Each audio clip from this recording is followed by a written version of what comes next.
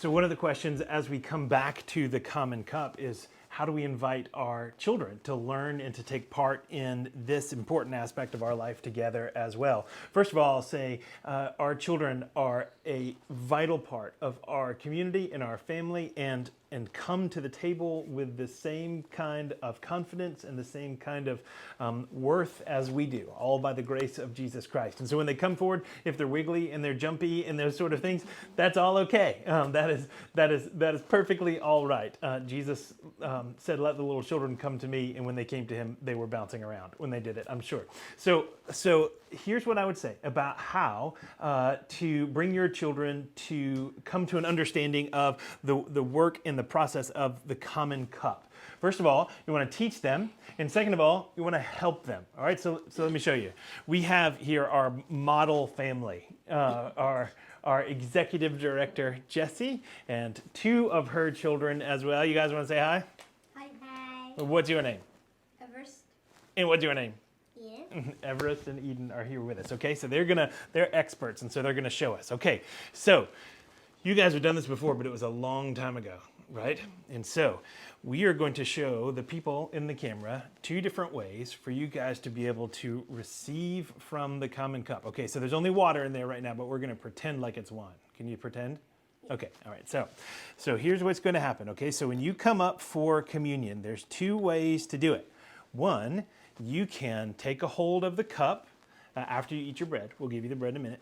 You can take a hold of the cup, and whoever has the cup, who's giving it to you, today it's going to be me, is going to keep holding onto the cup. But you put your hands around theirs, and then you just bring it up to your mouth, and you take a little sip out of it like that. That's one way to do it. The other way to do it is don't eat your bread yet, and you can dip it in there. Everest, do you remember what it's called when you dip it in? No, intinct. That's what it's called. Intinct, right? It's a dip. And so none of this is consecrated. We're just practicing here, is with what we have here. Okay, so we've gone through, pretend we're in church. We're in the big sanctuary, okay? And we've done everything behind the communion table, and we said all the blessings and those sort of things. And then it's your time to come to the front, okay? All right, so I'm going to step out of the frame for a minute and then come back down here at kid level as well. So whoever's giving the bread, Eden, why don't you come right here like this?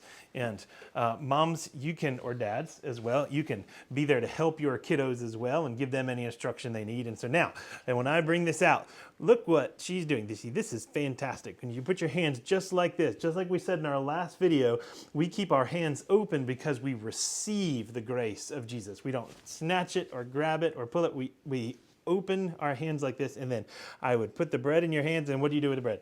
Eat it. Yeah, do that. Oh, good. You know how to eat. That's a good job. Okay. All right. So now this is the common cup. And so Eden is going to demonstrate for us how we take a sip. So she's going to put her hands right on mine like that, and then just guide that right to her mouth. And then take just a little sip. Very good. Just like that. And so then what I would do as the person with the cup, I'd take this, is called a purificator, and I would clean off the edge. I would turn that just like that, and we'd be ready for the next person. So what do you do after you take communion? Awhile. What? You sit back down. You sit back down. Okay, that's very good. So you walk around like you're sitting back down, and now Everest is going to show us the second way to be able to do this. And so I'm going to put the bread in your hands. Are you going to eat it? No, you're going to dip it. And look, he's going to dip it just so the end of it goes in there. So you can teach your kids just so the end of it goes in there.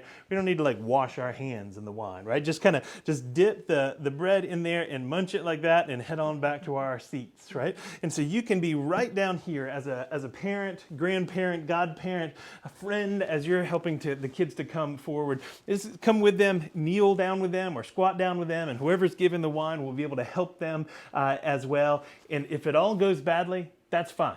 They're learning and they're growing, and we are in this together. You guys did a fantastic job. I think you just taught a whole bunch of other kids how to be able to take communion. Is that cool? Yeah. All right, thanks guys.